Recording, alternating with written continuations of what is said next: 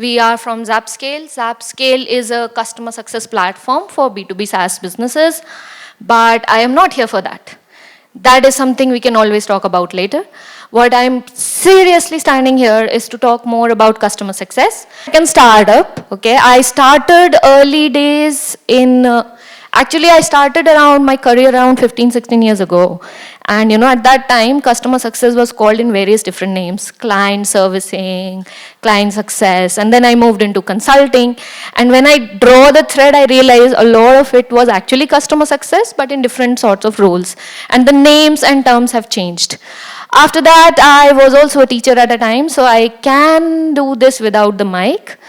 And then after that, I just started my first company in 2013. We raised a seed round, we raised a Series A. We sold the company in 2018 to a UK-based public company. We had around $3.5 million of revenue at the time when we sold. We were working in 16 different countries, 16 different countries, around 180 to 200 customers across the world. It was acquired by a UK-based public company. And then I was heading customer success globally for Codes Digital, which is based out of UK.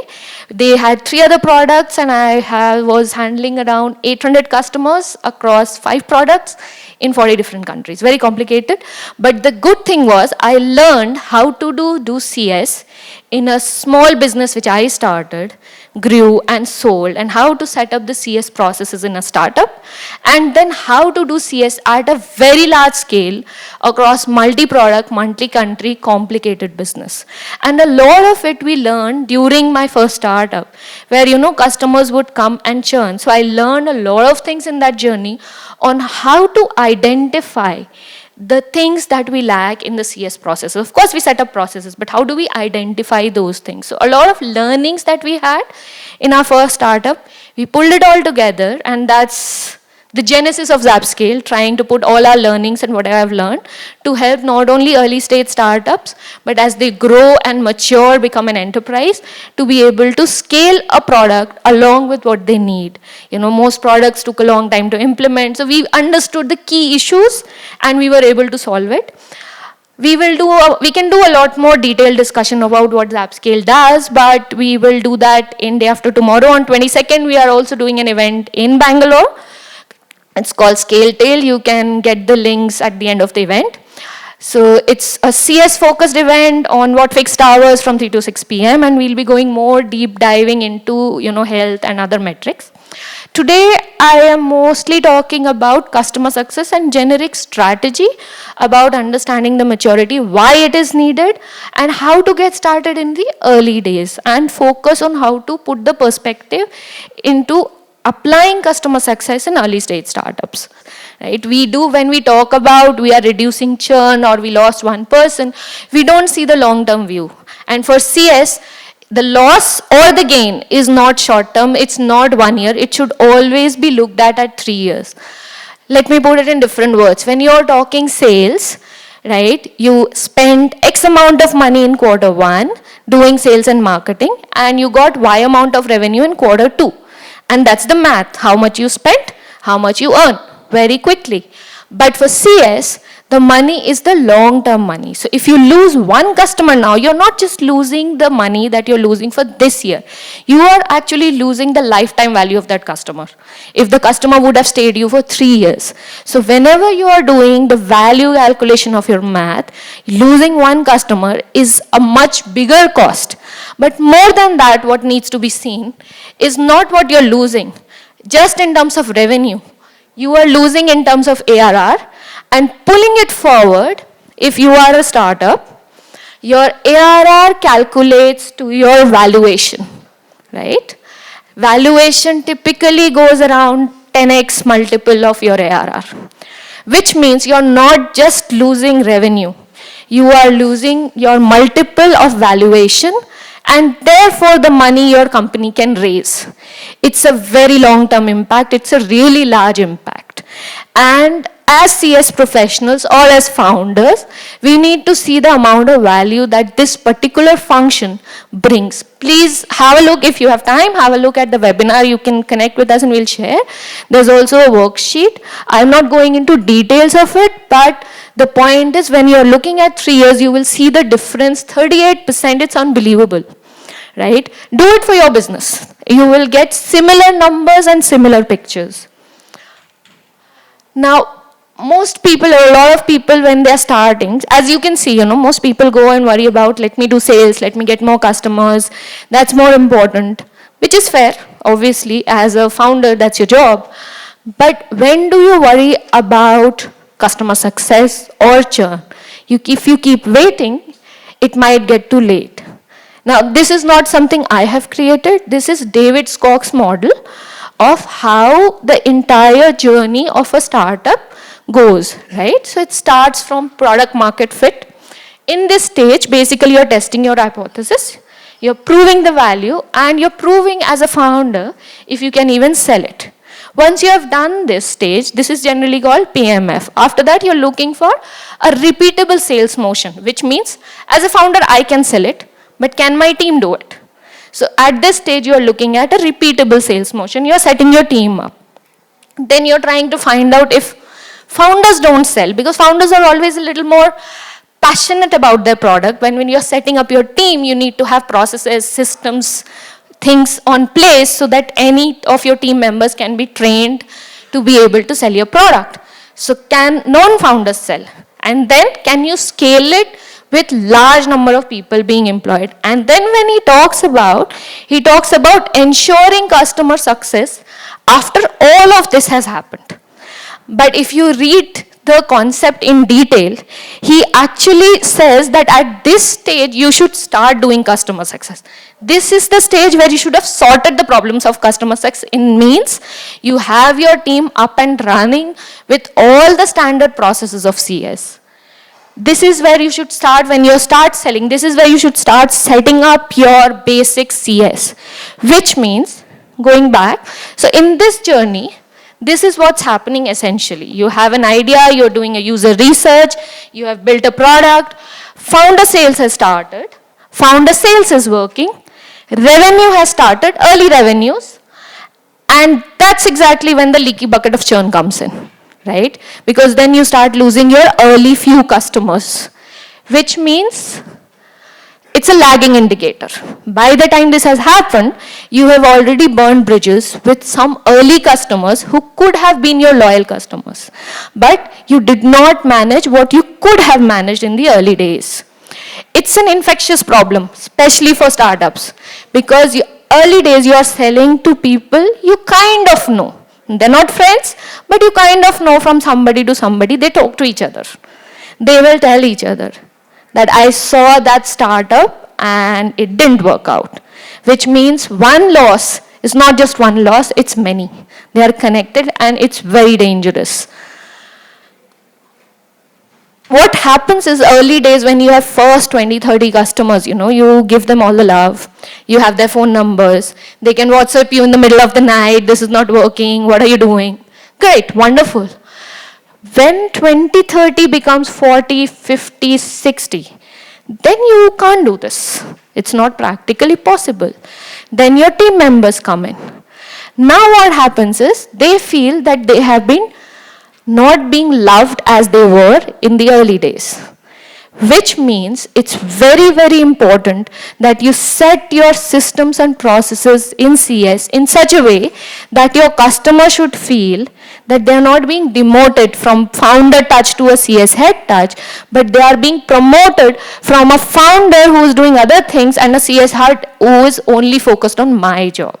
How you communicate that, how you put that perspective on the table, that becomes very important. But these symptoms, when you have 20, 30 customers and your customers feel you're not giving me as much attention, that's where you should start paying attention to your CS processes. So when do you start it? In my opinion, the moment founder sales has started, you started setting early days, you're selling it yourself. First 5, 10 customers, that's when you should start doing your customer success process setup. Because it doesn't happen in a day. It takes a lot of time. You have to learn the whole process. It takes a lot of time to put it together, right? Then customer onboarding and adoption, that needs to start the moment your founder sales is working. You have first 5, 10 customers, that's when you start putting entire onboarding sales processes in the picture. Customer health tracking should start early. By the time revenue begins, you should have your customer health in place. You should have all that adoption, retention processes in place. I will do a deep dive on this a little later in this session so that you can see for yourself, whichever businesses you are doing, what level of maturity have you reached. Can you identify your journey stage in your business, in your company? Where are you? Have you sorted set up the processes? Have you started adoption? Have you sorted onboarding? Are you still in the process of it? Have you solved tracking? Have you solved renewal and expansion? Or are you still in the process of it? That's something for you to see. That's the reason we have these printouts where you can look at it and maybe, just reevaluate yourself. Before I move forward, a lot of it have been talked about customer success types, We have a high-touch customer success, we are a low-touch customer success, we are a medium-touch customer success. What does it mean? And why does it vary? Okay, people, please feel free to ask questions, okay? It doesn't have to be a presentation. If you have any questions, just raise your hand or just speak out. So, the kind of touch depends on a lot of things, right? It depends on the complexity, the price. If you're selling at lower price, obviously you can't afford to be a high touch company, which means your CS team has to have more technology enabled. If you are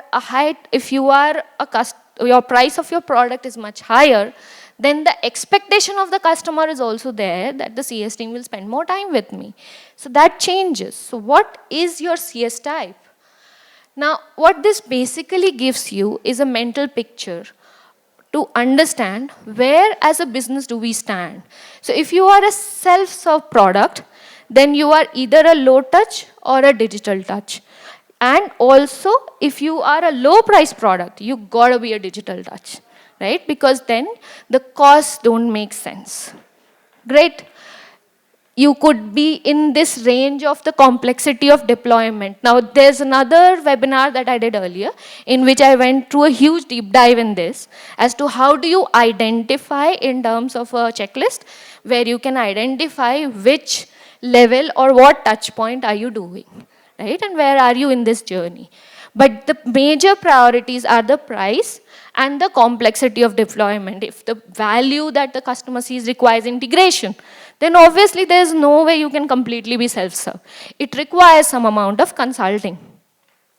Now, in this journey, if you see, this is the non-profitable zone, which means if you're selling at a low price, and if you have a complex deployment, which means your CS team is spending a lot of time with your customers, then you are not profitable. Now, this is not something rocket science. Everybody knows that, right? It's basic. You all understand it. So why am I saying this?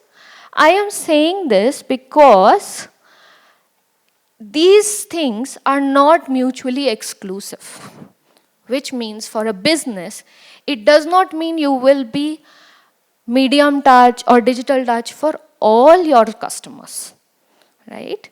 You will have segments of customers as you have pricing, right? For example, HubSpot had 3 types of pricing, correct? So there is the lower level of pricing, which is entirely digital touch. There is a medium level of pricing in which there is some sort of consultancy which is available for you. You're paying for it, of course. And of course, there is enterprise customers which are at a high touch level.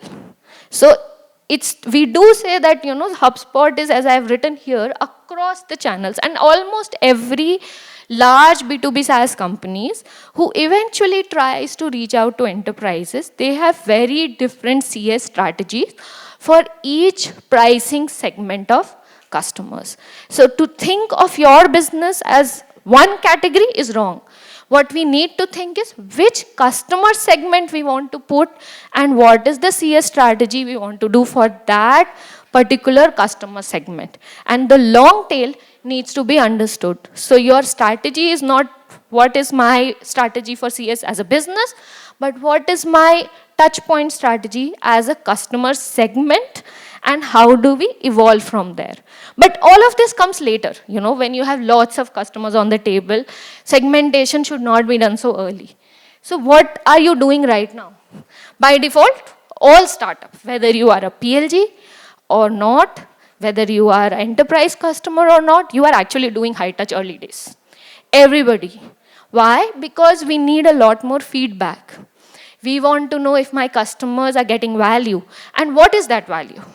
We want to know more about our customers and pains that they have, and are we solving that? So therefore, early days, almost every startup is doing a high-touch effort. They are spending a lot more time with their customers. There is nothing wrong with that. In fact, it's advised. In early days, you do a lot of non-scalable things, which is fine. But that is to get that market feedback for early PMF days. So you can actually make your product better. You can make your strategy better. The important thing to note is that you should know what your journey is based on what your product is. So yes, today as an early day startup, you are a high touch. Fine. What is your journey? When you grow, will you continue to be high touch? Which means you are actually serving enterprise customers. Your pricing is $100,000 or above. So you will continue to be high touch. So your maturity of your CS should be in that direction, which means that chatbot is not so important. But what is more important for you is you should have a customer portal, because it's an enterprise customer who would want that QBR meetings with clarity, with information. But if you are taking a journey from high touch to a digital touch, eventually you plan to become a product-led growth company, which means customers will come on the platform and log in and start using themselves. Then chatbot is a very important requirement for you, because you want customers to come on the platform and get answers very quickly right there, which means you're probably not selling at a very high price. Your prices are lower, and this is the journey you are taking. This mapping actually helps you in creating a direction for your customer success maturity in the future, because it will tell you what is your priority and what is not. Instead of, reading a concept that, everybody in CS has to have knowledge base. Yes, when? Which stage are you and what is your priority? That is very, very important to see. So if you can identify your CS type, that would be great. Have a look at your notebook if you can write it down, or just tick it or put a note, or if anybody would like to share something, wonderful. Anyone? Yes, please go ahead. So I have a question. Yes.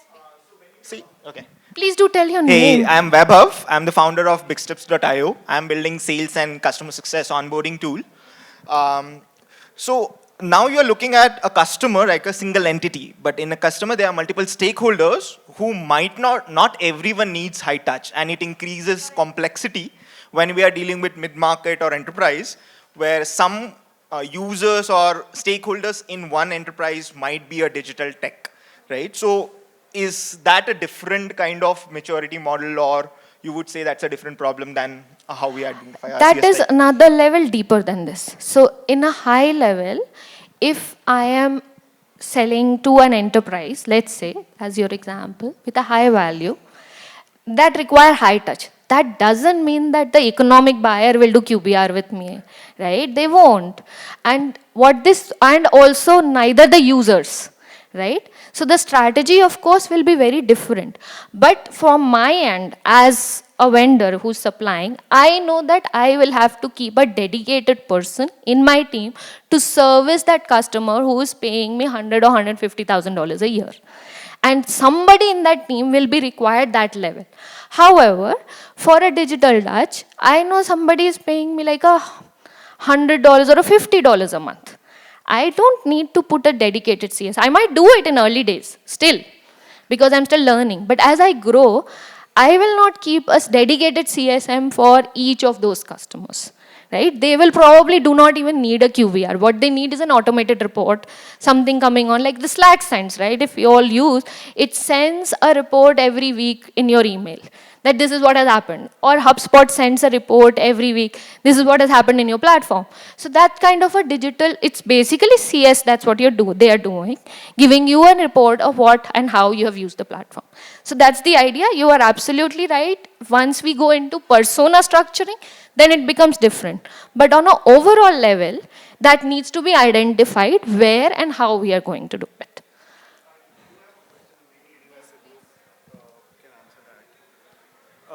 So, like you mentioned, when we start, it's always a high touch, right? Like we try and be as close to the customer possible so that we can get, whatever benefit, feedbacks or inputs that helps us, make our product better. But when we move up the ladder in terms of maturity, uh, let's assume that it's a complex deployment product, it's a high ACV, and we want to move to high touch. But then there is still a customer base who's very much acquainted to we being on our toes to help them. They also don't agree to exponentially scale their pricing to a level to match up to the service standard which we want to achieve. Uh, how do we handle the expectations there?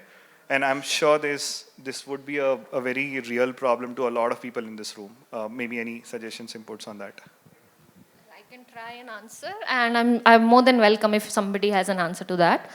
So I faced this in my first startup, where we realized that it requires certain level of CS, and there were new customers who were willing to pay that amount of consulting that was required to get our product. Our product was sold around $80,000 to $100,000, but there were early customers who were also sold at a lesser price.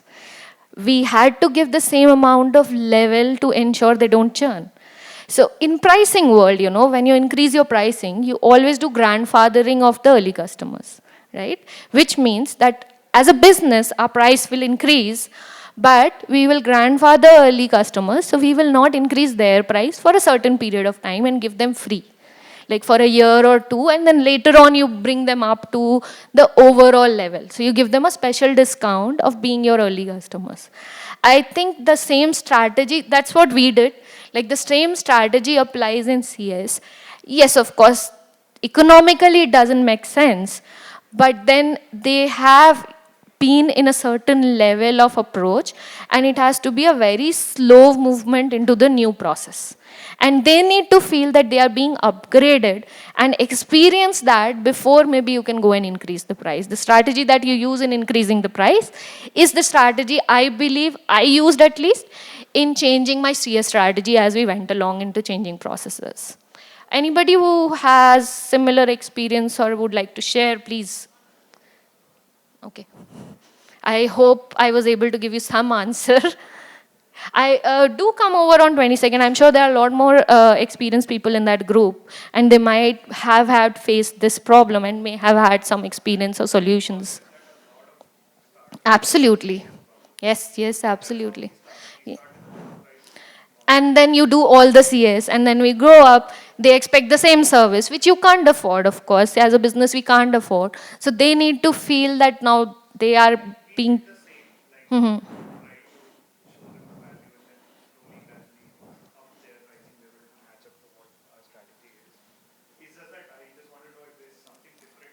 We've been on the same boat, sir.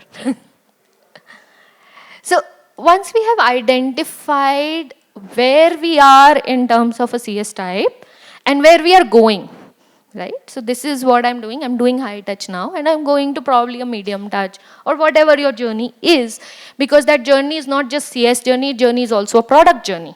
The product needs to change, the onboarding process needs to change, the adoption process needs to change. So a lot of things within the business needs to change to have that journey, right? So once we know, that is when we can start looking at, okay, so in this journey, what is my maturity? Now, when I was working on this, I went online and did a lot of research, because that's what you do, right? You start with Google. Let me see what the world says. And I was very confused.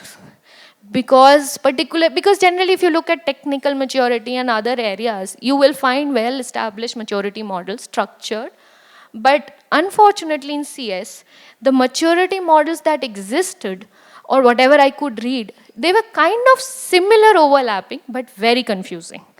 Because they were talking about very high level things, and I want to talk about, okay, great, now what do I do? Right? How do I identify myself? I don't want a consultant to come to my company. I can't afford. I don't want a highly expensive consultant to come and tell me what your maturity level is. If I will hire a consultant, I will hire a consultant to do things in my business to help me change manage, not just identify my problem. I need to identify my problem first. So what I was trying to do is trying to put it in a perspective which makes sense to me. Frankly, this is what I believe, and this is something I have matured to. I started with a different maturity model, and I worked out in my last webinar. You may, if you have time, have a look. But I believe this is something which I understand better, and that's how I've come to this. So early days, even before reactive, basically what we are doing is we are firefighting.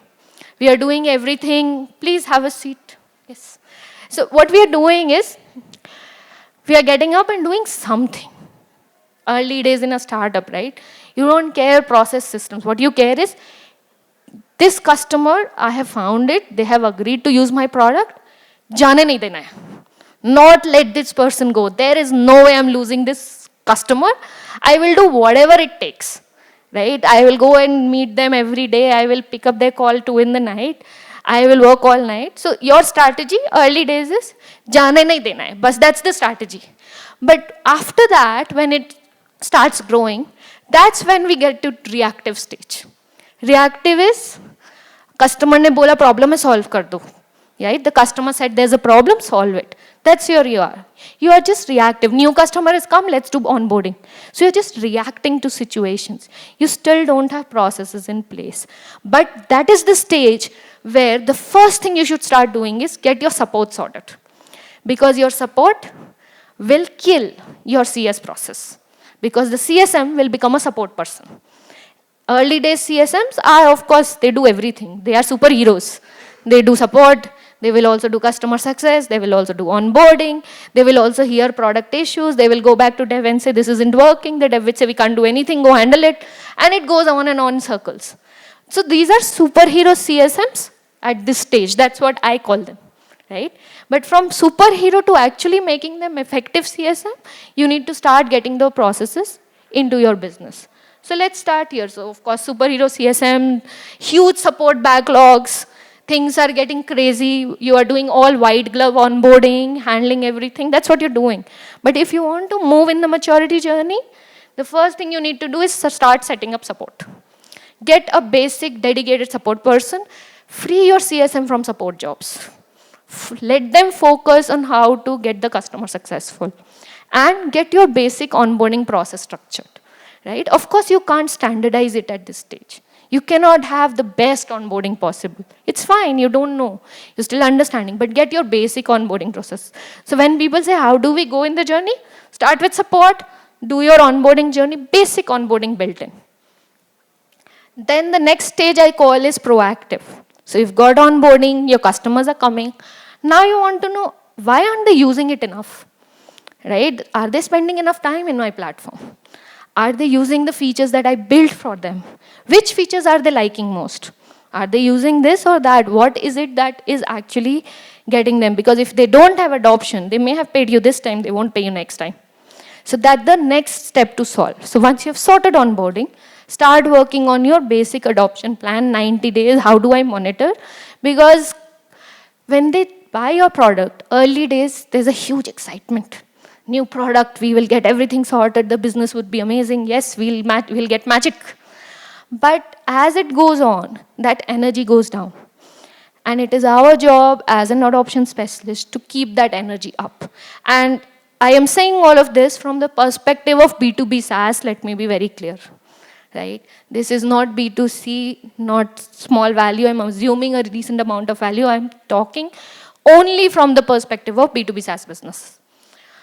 So once you've sorted your adoption journeys, most of the maturity model put advocacy at the end. I don't believe so. I believe when a startup has first few customers, you need testimonials. You need customers to put on your website. You need their names. You need other people to know which other companies are using my product, right? Which means you need those testimonials on day one. People don't come to your product, like at least internationally B2B SaaS, people go and see G2 testimonials. Even for a small beauty parlor, people go and check testimonials on Google, right? So testimonials start early. Advocacy starts early. It doesn't start in the end, which means at this stage, the moment your customers have adoption, the early CS has to go and start getting those advocacy discussions, give me testimonials, give me online reviews. If possible, maybe a case study as well, right? So that's when advocacy starts, when you're starting that journey. And basic early discussions of outcome value and communication also starts at this stage. Because now you're starting to understand, you may have a certain idea of what value is or what are the features that my customers love, but that could be very different for what a customer perceives, right? So then that happens at that stage. And then of course you go to predictive, where you are working on retention, renewal processes, and then of course in the prescriptive stage, that's when you should start looking into upsell and expansion. So when people talk about what is the journey I should take as a startup, this is the process. Set these things in this sequence. Now, having said that, of course, if you do all of this, you will scale. So, having said that, that doesn't mean that support onboarding process ends here. These two are also maturing over the journey, and they are moving to different levels of maturity. And this is what I believe is the overall maturity. So here you have just set up support onboarding. Here you have set up support and onboarding with templates, knowledge bases, other structures, but which ones you will take on priority depends on your journey from high touch to medium to low, where you're going, and what is your priority. I will not go into micro levels of what it is, but just wanted to explain that how each of these activities starts and matures across each stages. And I've tried to keep it as a more practical level where you can go and say, I'm sure there are 30 other things that you can put in this chart, right? Which are more related to what business you do and what you think. What is important is, at what stage do we pick it up? Do we pick it up here? Do we pick it up here? If you are a PLG business, maybe chatbot comes here. So things change at different stages. There cannot be a standard maturity model which applies to everyone. It's a very business specific. But what it can do is the structure applies to all of you. I'm sure you have this in your folder. Have a look and expand it. More focus for your business, which will give you what priority you need to pick up at different stages of your journey. So it's not that you might have nothing at upsell. It's possible you may have done something in the early days. But if you don't have support and onboarding process in place, your upsell isn't going to work at all, right? So let's put this together. Have a look at it when you go back. Put it together and see what you can do in your business. I won't... What's the time? Sorry. 3:35, okay, so I don't have a lot of time, but I am not going to do this workshop or exercise right now. That's the plan, that we'll do this exercise right now, but we will move forward. So, this, yes, please. We have half an hour, okay. One problem that we face a lot is, I have a very loud voice, so I can speak, but that's okay. One problem that we face a lot in our journey is to understand, how do you differentiate an early stage between customer support, customer success, account management, and I'm sure there is, like, of course, solution architect, pre-sales, all of these things as well. Actually, not pre-sales, but customer support, customer success, account management, implementation. How many of them are same people, different? Are they all four different? At what stage they are different? I'm sure at, of course, HubSpot and all that different, but early stage, how do you see that? Okay, I don't have a format for that, but I'll tell you what I did in my last business, okay? So early days, they were same when we started. Same person who was doing everything. the first thing we separated from that person who was doing implementation, account management, CS, all of it, was support. So we got a dedicated team member and all support queries was directed to that person. It wasn't easy. Customers were used to, WhatsApp, Skype and all these things at that time, 10 years ago. It took a lot of time before customers knew that they have to reach out to the support directly. It took a while to get that journey change for the customer specifically. So we got the support separated because the CS person was mostly trying to solve issues rather than focusing on managing the customer. So that was the first thing we separated. The second thing we separated from that team was implementation, right? So within the team, and that took a while. It wasn't early days because typically customers do not want to change the person, they start talking. Right? So if you start implementation discussions with one CSM, once it goes into steady state, they don't want to change that CSM. Right? They want to continue with the same person. So this maturity took a long time for us to reach, where we did not change the person who was onboarding, but there was a person behind who was a senior person who this CSM was reporting. That CS head was responsible for the long-term retention, and they would make relationships with the economic buyer per se. But the person who implemented continued with that relationship. So we sort of did not segregate the person who was in charge, but we did segregate the role part of it.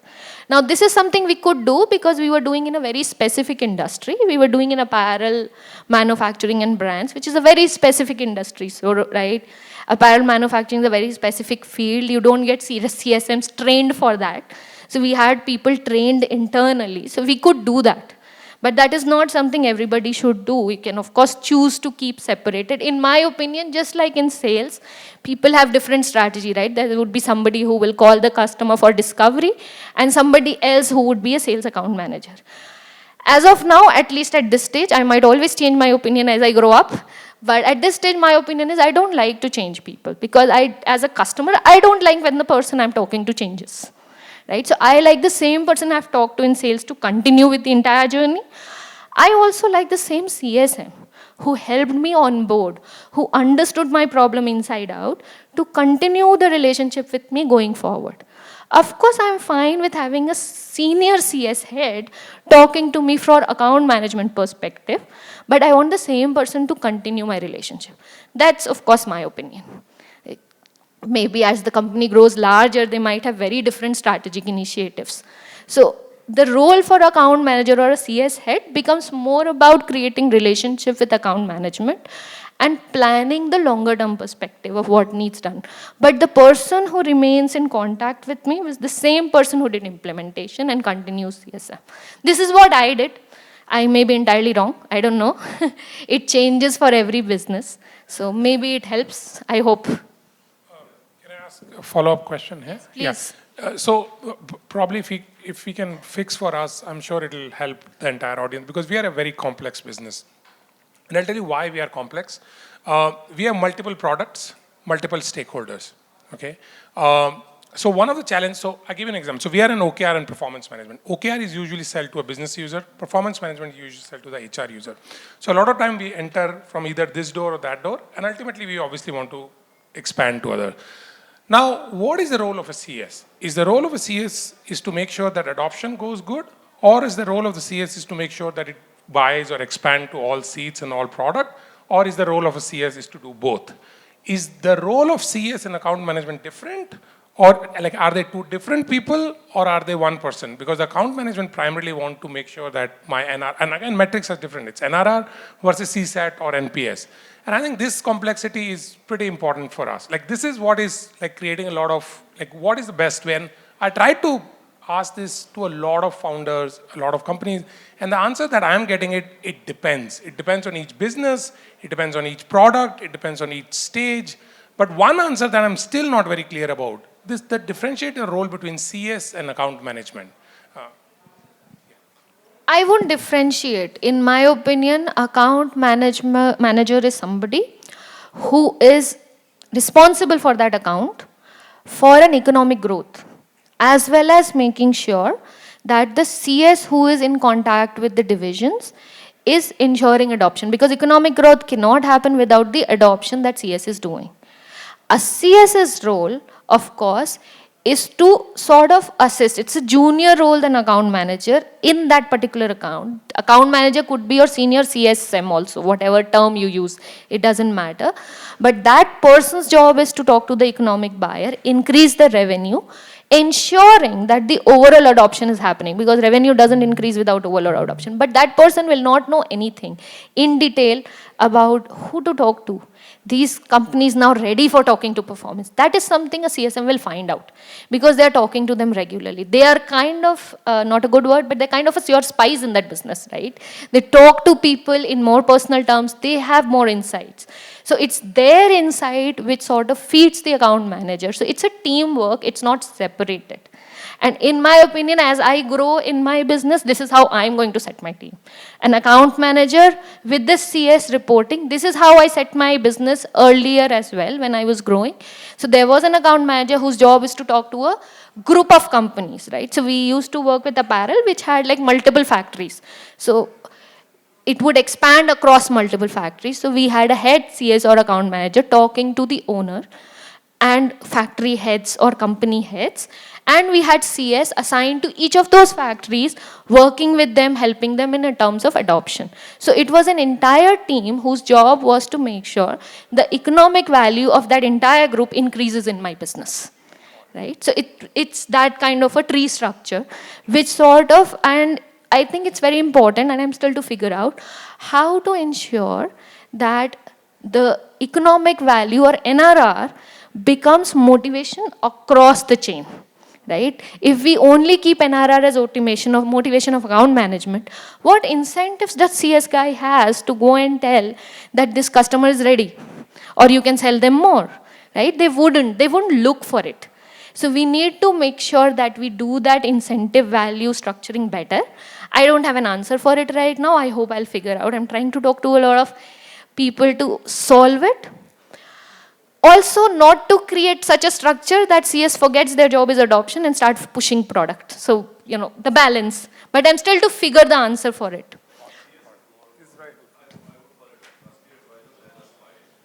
Yes, yeah, that is not a good word. I said yes.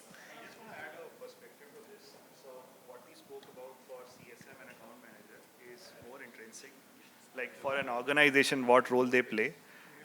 If you keep customer at the center, the role becomes a little more clear. I mean, more than what we just spoke about, and that is for account manager, it's more holistic, strategic in nature, where you are not just responsible for product adoption, but you want to ensure that account manager ensures that the product which we are selling is aligning to the goals and visions they are expected to achieve from the product.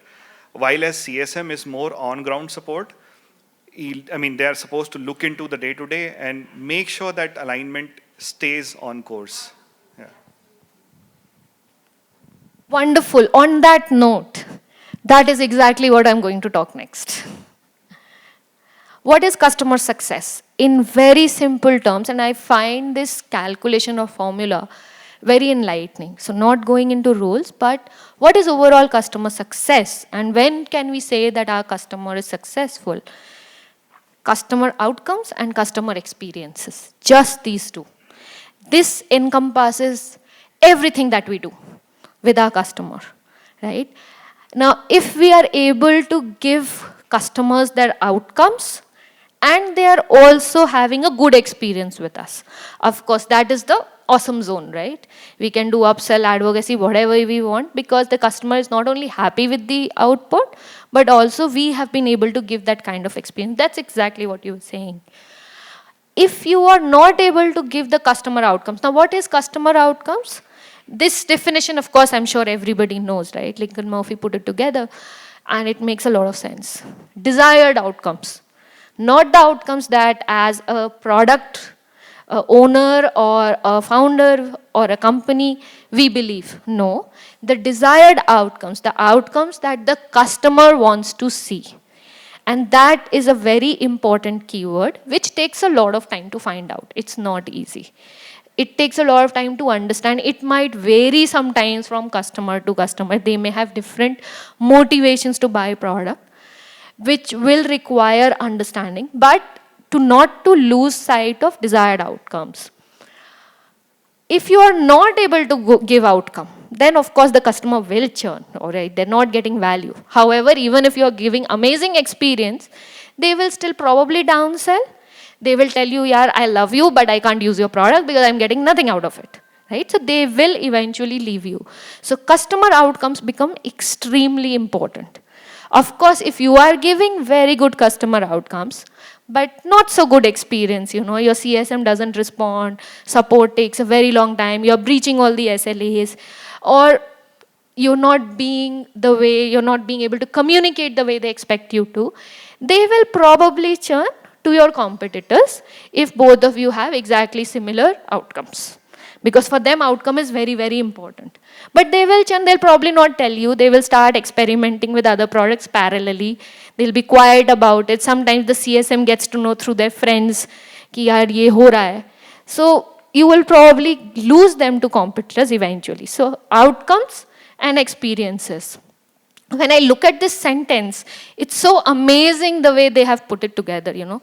Desired outcome through their interactions, which are all interactions that customer has with your business. Whatever interactions they are having, whether it's through support, through billing, through issues, through feature requests, through QBRs, whatever experiences that the customer or interactions the customer is having with your business. So now we know exactly what are the things that will keep my customer. This is exactly what I need to track. These are the only two things that will make sure my customer remains with me. So now what I need to do is I need to find out what is the outcome this customer wants, and let me monitor all my interactions so I know this customer is not having any bad experiences. So let's start with outcome. Okay, I will go through this process, but not in detail. I'll just go through because it's a complex process. I also have a very simple way of finding customer outcomes because this requires a lot of research and it takes a lot of time. But I'll go through this. Maybe you can take the presentation, do this research. It's a long effort. But I'll tell you, after that, I'll tell you a quick way of how to understand customer outcomes and how do I do it at this stage. Because, you know, early days, you don't really know. Even early days, even maturity, it takes a lot of time for companies to get mature enough to be able to pinpoint exactly what outcomes the customers are expecting. Of course, a lot of companies have done that. So desired outcomes and how would we define that? It's of course different for each company. I don't know if you've heard this McDonald's milkshake story. Has anyone heard this story? Wonderful. So for others, so a long time ago, I don't remember the name of the consultant, Clayton Christensen. So he was called by McDonald's to increase the sale of milkshakes. Right? It was being sold in McDonald's stalls. So what he did was he did a lot of survey. Do you like thicker milkshake? Do you like lighter milkshake? More sweet, less sweet, etc., you know, the qualities or features of the product. He did all of that analysis. It didn't work. Nothing worked. Then he did another study and started to understand who is buying my milkshakes. Most of the people who were buying those milkshakes were buying it in the morning, a large chunk of them. So he started interviewing them that why are you buying it? What is the reason you're buying this? So essentially people were buying it because they left their home. They wanted something filling which they can have so that they can go on for lunch. They didn't care it's thick or thin. Yeah, of course it should taste basically good, but they didn't care so much. But what they were comparing it with, I can't eat a burger sitting in a metro or sitting in a train, but I can hold this drink in my hand and I can stand and drink it. So what they did was instead of doing anything to the product itself, they basically changed the packaging. They made it easy for people to pick up those milkshakes. You don't have to stand in a queue. Milkshakes, you can just come on the door and like, you know, in the counter, give money, take milkshake and go. So they made it easy for them and they made it easy to carry. And that increased their sales of milkshakes amazingly. That's an absolutely amazing story. And that's where Clayton started working on job to be done. Right, JTBD framework. JTBD framework basically says that don't think of what features you are giving to the customer. Think of what customers' jobs you are solving. This sounds very easy, right? Of course, basic. But you know what? When you sit and start doing it, it's not that simple. It's a fairly complex thing to understand customer psyche and requires a lot of research and interviews from customers to understand what jobs they are, because they won't be able to tell you straightforward that this is what I want. Because if I go and ask, if Clayton just went and asked, what do you want in your milkshake? People would not say, I want it easy to carry, or I want it in the morning and I don't want to stand in a queue. They will say, oh, I want it sweet, I want it thick, I want it strawberry or whatever flavor, things like that. So it takes a lot of time to figure this out, right? But I think this is a framework that makes sense. Similarly for HubSpot, if you look at it, what they talk about is HubSpot people don't just buy because it gives them CRM and marketing automation. The job to do for HubSpot is to increase my revenue. Of course, it does all of the rest of it as well, but that's the job, that's why we're buying it. So understanding customer goals and understanding that expected outcomes. What is the goal that the customer is trying to achieve with my product, and what is the expected outcome? Most of the time, customer may not be able to tell you in the words that you need to hear, which means it requires your interpretation, which means it kind of becomes complex. It takes a long time to figure this. So going forward, as we were talking about customer personas, right? This is where the personas come in the picture. Not every person within your customer network, especially in B2B, as we were talking about, somebody who is using your product, that's of course a user. An influencer would be your team head, who is kind of leading the product, who is sort of influencing the boss that we need this product's good. You may have more than one personas in your business. Typically, there are 3. Right? So there's a persona of the buyer who doesn't care what's happening, who wants to know from their team members, tell me if this is bringing value and show me some numbers if you can. Right? That do I need to spend money on this? That's your buyer persona. Then there's an influencer. So you need to figure within these people. So there is a different JTBD for each of the level of persona. User may have a different job to be done. A buyer or an influencer may have a different job to be done. Very quickly moving from JTBT framework, not going in there, it's in itself a very deep topic.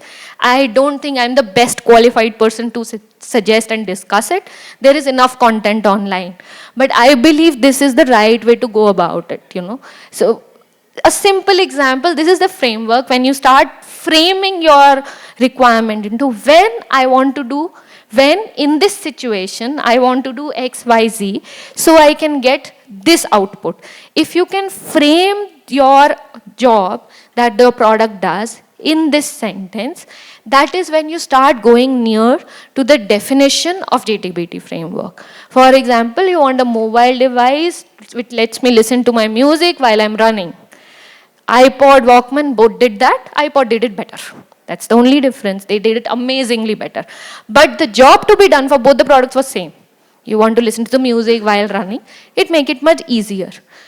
It's possible that your competitors also are looking at same job to be done. If your product does it better, amazingly well, awesome. That's how you move forward.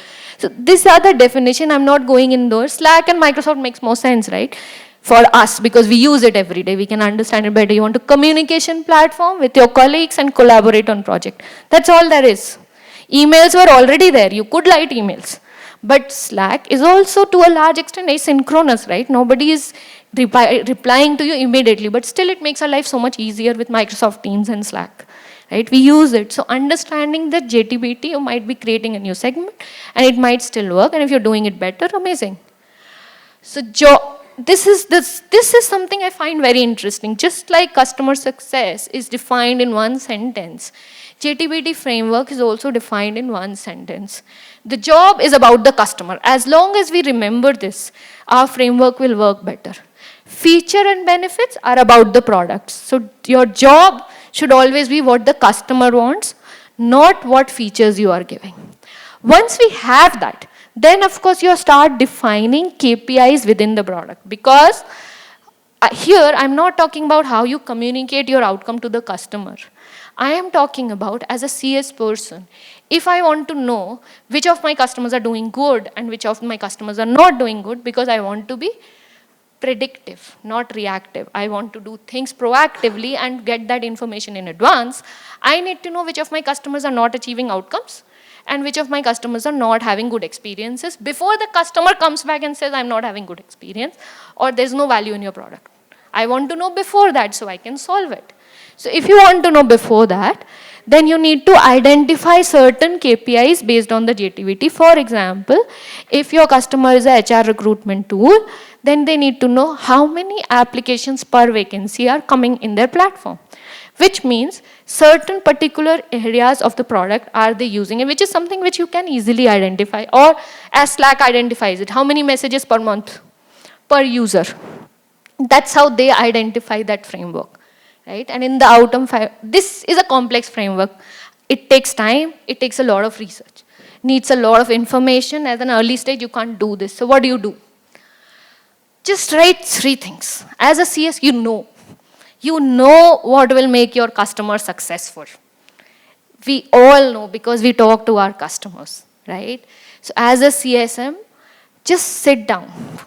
Don't wear your founder's hat, because as founders, we are in love with our product and we forget everything else. So don't wear your founder's hat. Just sit down and think of through 3 things.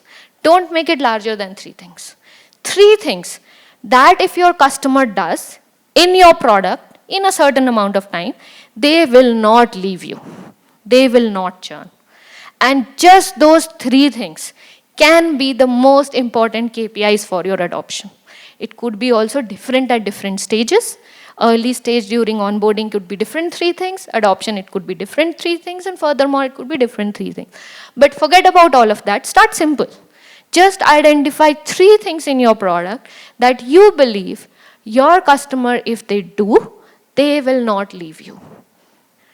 Do not overthink it, because you probably know it in your head. So just sit down, write it instinctively, immediately. Then you start putting those KPIs together. They should be measurable. They should be actions on your product, and they should not be just features. Somebody uses this feature. No. How much? How long? How many times? That's important. I am sure everybody knows, Facebook has this formula that if people make 7 friends, you will not leave the platform. Now, it's not that they came up one day suddenly. It took them a lot of time to come to that. It might take you a lot of time to come to your formula. That's fine. But what can we do now? Make a guess and put those 3 things together. You will have a much more educated guess than having nothing at all. You can, of course, refine it as you go along, because you will uncover more information as you go in your journey. Put those 3 things together. Now, once you have those 3 things, they need to be standardized, because they have to be measurable. And they cannot be measured by a guess in your head saying, I want this person to have 7 friends. That 7 did not come out of the air, right? They did a lot of research. So for you, the best thing to do is, let's not put a number to it, let's at least measure it in a particular amount of time. So, how many times does X happen per day, or per user, or per person, or per order, or whatever the metric is there in your product. But it has to be standardized, because you want to compare all your customers. So what I'm trying to say is, do not decide that if the customer does X or number of orders, so if the customer makes 20 orders in a month, they are great. Where did you come up with 20? You don't have enough data. So don't come up with a threshold. The best thing to do is you compare all your customers. And within your customer base, you standardize it. And then you say that within my customer base, these are my top customers. These are my medium customers. These are not so good performing customers. So 20 orders, let's say, per user. Now, if I have a large customer or small customer, it doesn't matter. You have now put it down into a single metric, 20 orders per user. We are going to do a much deeper dive into this concept and how this works and how you can nail it. Just one second. On 22nd in the scale tail, we'll go much deeper in that to how do you standardize this. But unless you standardize this, you are basically comparing a small customer with a large one. right? A large customer, 20 orders, they are doing probably 200. Makes no sense. So you need to standardize to a per unit basis. The moment you get per unit, you can compare a large customer to a smaller customer and see that maybe the smaller customer is doing better and the larger one wasn't. Sorry. Trend is a good idea, but before trend, you need to define what KPI you are checking for trends. So that KPI needs to be standardized. Then you look at trend, it makes more sense. Because then it tells you whether that customer is doing good or bad. And we have moved, even 10th board exams have moved from like absolute scale to grading, right? So as a customer success people, we should also move to grading. Grading means we compare all our customers among themselves and we always grade ourselves to the best customer within my business. This is my best customer. I have 20, this is my best customer. I need to make sure all my customers reach that level. And that should be my target always. Instead of giving our arbitrary imaginary number that everybody should do per user 200 orders. Makes no sense to me. Because if your best customer is only doing 50, then 200 is an unreachable target, right, within your customer base. So it should always be a compare, which means a percentile is the way to go to start looking at which is my best customer and put those KPIs together. Do join us if you're interested in this topic. Join us on the scale till we're doing a deep dive on this topic. So here, I've given just two very simple examples to understand why putting it at a per unit level makes sense. So an HR attendance tool, right? Simple attendance tool, everybody comes, puts attendance. You just want to know how many people are active on the platform every day. So you're only looking at daily active user. But if you compare daily active users, a large customer will have large number of users and a small customer will have small number of users. That does not make sense to compare then again. So what you need to compare is percentage of daily active users per customer. Right? So when I look at it, C1, a customer, has 50 active users. C2 also has 50 active users. Wonderful. Are they both equal? Probably no. Because C1 has total 100 users on the platform, out of which only 50% are active. And C2 has 50 users, all of them are active. So C2 is a much more healthier, active customer with 100% UI. So a lot of these numbers need to be looked at a per unit basis. If you don't, it will make zero sense. Similarly, for a video calling tool, we track at minutes of calls per month. Again, it has to be brought it down to per user basis. Now, this unit could be per user or something else for your business. But unless you bring it down to per unit, it will not make sense and you will not be able to compare. And of course, once you have it, start tracking it, implement it, put it together. The complex part is getting here. That's the most difficult part. It takes people months and years to put it together the right way. And I also want to say, don't worry about getting it right the first time. Nobody does. But put it together, get it moving. We'll figure out if it isn't right and we'll improve upon it, right? Agile is what we have learned. We learned that we grow, we make mistakes, and we change. So not putting something together is the worst situation. Put something together, put those KPIs together, start those tracking. So now you have sorted the customer outcome side of it. The next step is to figure out the customer experience side of it. These are all the areas the customer is interacting with. Your customer or users are interacting with your product. Your customers are interacting with ticketing, excuse me, feature request, billing and payments, communications. I don't know what else. In your business, if there's anything else, whatever else. But these are the major areas with which your customer is interacting with your product. Which means all of these areas can give them a little bad taste or a good taste in their mouth, no matter what's happening. So what you need to do is make sure before the customer comes back and tells you I'm unhappy, you need to find out, is the customer unhappy? What can we find out? Are they having a bad experience? I have an understanding that NPS, surveys, CSAT, all of these, they tell us that customer had a bad experience. It has already happened, right? Of course, we know and we will make corrections, but we don't know in advance if the customer is going to come back with a negative feedback. Second thing is, as a human nature, we generally just remember what happened recently. You forget about what has happened in the past. So if the recent experience was good, they will say, yeah, everything was amazing. And if the last call with the CSM or a support was not so good, your feedback will be very negative. So it's a very point in time, momentarily feedback. It does give you a good idea overall. So not a bad thing to continue with, but absolutely a bad idea to completely rely it on understanding how your customers are doing. Because by the time if somebody has given you a negative on NPS, it's already very late. Because customer doesn't really come back and tell you they are unhappy unless they are very, very unhappy. They will keep being very nice to you. That's the nature of the business, which means we need to find out before the customer comes back with their story, what are we doing? So all of these areas need to be tracked. All of these areas, similar KPIs need to be defined. For example, in ticket, sorry, did I go back? Okay. Oh, I'm moving forward, right? Okay, sorry. So here, yeah, that's the right slide. So now you need to define KPIs for all of these areas, right? For ticketing, customer 1 raises 5 tickets, customer 2 raises 10 tickets. Does it make sense? No, it doesn't. We need to find out how many users are there, how many hours are they using. So there are various metrics which again needs to be standardized. Just identifying metrics does not solve it. So number of tickets raised per customer is not the metric. It needs to be standardized, let's say, in my opinion, should be standardized with number of hours of usage.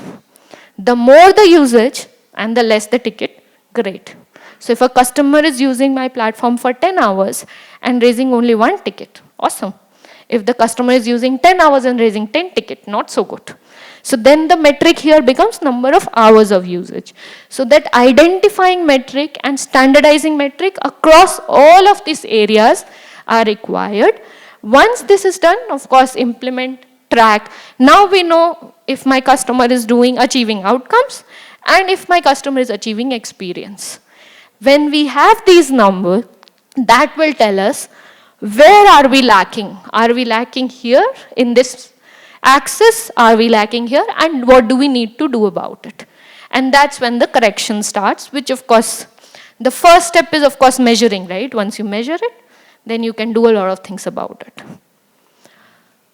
You can do it, of course, we're not going to do the exercise right now. How much time do I have left? I don't have time, okay. I'm almost towards the end of it, so you can do this exercise yourself. Who should do it? Well, that's my opinion, of course, and I really wanted to say it in this session.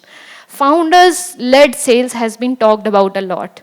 I want to talk about founder-led customer success, founder-led onboarding. Founders should be doing this in early days. When sales is something founders should be doing it, CS should also be, because then when the business grows, they will understand what customer success really needs, which I believe hasn't been understood enough.